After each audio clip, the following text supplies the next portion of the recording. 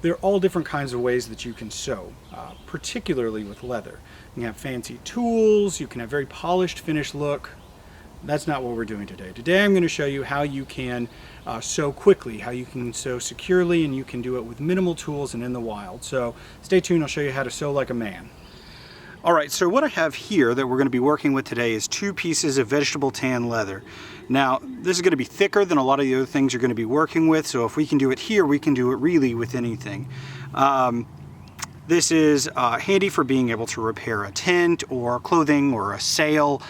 Same basic concepts and techniques.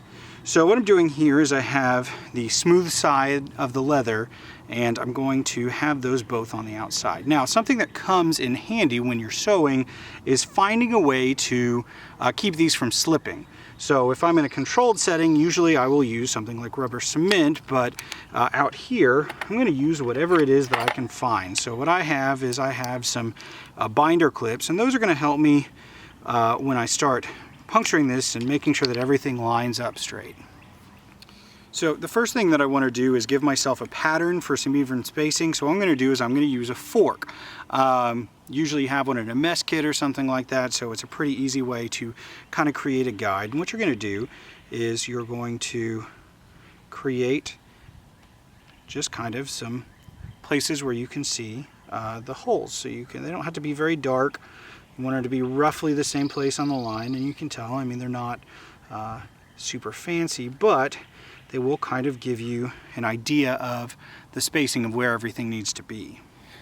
So the next thing that we need to do is we need to pierce holes into here. Now, with sewing all is going to be your best choice, but again, you may not have all of this. So if you have access to something like an ice pick, that's great too. You know, if you have the right tool, what it does is it actually cuts the leather versus, you know, an ice pick may tear a hole through it to make it work. But again, at the end of the day, you need to do what works with what you have. So you're going to pierce through here.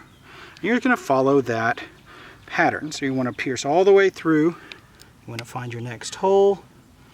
You want to pierce all the way through like that. Now, what I'm working with is pretty thick leather, and you can also see that fork that I was working with was a little bent, and that's okay.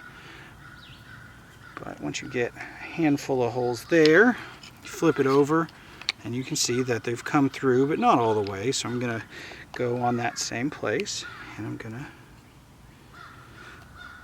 complete those holes. Now again, you can see where the clamps are really helping hold everything together. If I didn't have those there, I'd kind of be slipping around, which is fine. You can work with that too, but this just makes your life a little easier. Alright, well now we have our holes in the leather, as you can see, and we're going to talk a little bit about the thread. So here I have just some regular thread, nothing all that special, but I have gone ahead and cut it, and I cut at least 3.5 times the distance of the holes there. Now I did go ahead and cut it because we're going to be putting a needle on each side of this so that we can do what's called a saddle stitch. It's something that's been used in leatherworking and saddle shops forever, and it's the strongest stitch. Well, why is that? You've probably noticed with clothing, when you tear a seam, you end up tearing 5 or 6 seams just because of the way that it's made. Well, a saddle stitch, if you tear one seam, you've torn one seam. It'll hold up. So it's not only stronger than traditional stitches, it's just the right way to do it. Here we have 2 needles, one on either side of the thread there that we're going to be sewing through. Now, I'm going to show you a trick here, and that is that inevitably needles come unsewn, and that's really annoying. So what you can do is you can lock it into place. Now, how do you do that? So what you're going to do is thread it like you would normally. Then you're going to come to the long end of the thread here. And what I'm going to do is I'm actually going to take this needle, I'm going to sew it through several of the threads. Now these are pretty fine threads, so it may take a minute, but as you can see, I'm actually going through the thread right there. So I'm going to pull this all the way back. I'm going to pull this thread tight so it's kind of coming up over the needle. And then I'm going to pull that down over the needle. So now what I have is I have one needle on either side of this piece of thread that we have here. And again, this piece of thread is about 3.5 times the length of the piece of leather in our run of stitching here. So the first thing I'm going to do is I'm going to go ahead and push this first needle through that first hole. Now, it should go through relatively easy, but depending on the size of the needle versus the size of the hole, you may consider using some pliers to help pull that through. So now what I have is I have a needle on either side of this piece of leather, and I pull it about even. So these two needles that I have here should be about an equal distance from the piece of leather. So the next thing I'm going to do is I'm going to start sewing figure eights here. So I'm going to take this through and I'm going to go to the next hole. I'm going to push all the way through, and hopefully, because I have those clips there, it should be relatively lined up. Doesn't always happen that way. You find the other hole there and you push that through. And again, the larger the eye on the needle, the easier it is to thread, but sometimes the harder it is to pull through. So again, pliers can be your friend here.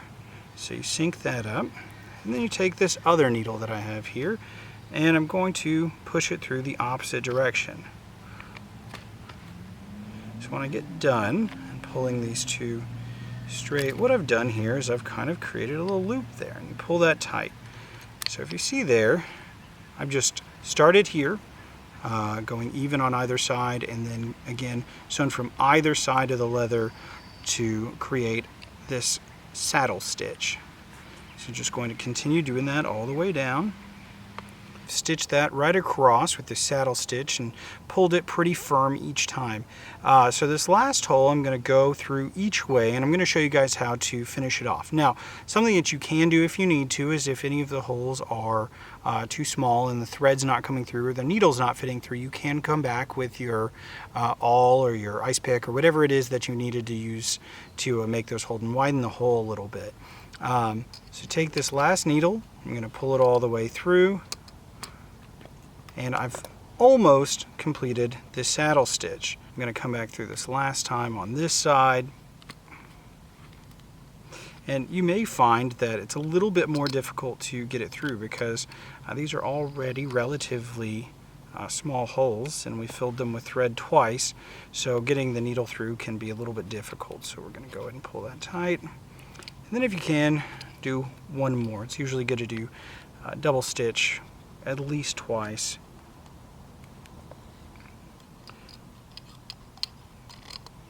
Pull that through and do the last one.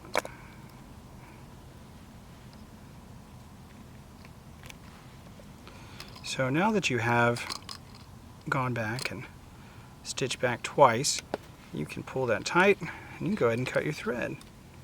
And that is going to hold up against just about anything. That's a really strong stitch. Again, not pretty, but functional. And as you can see, if we, let's say we break one of these stitches,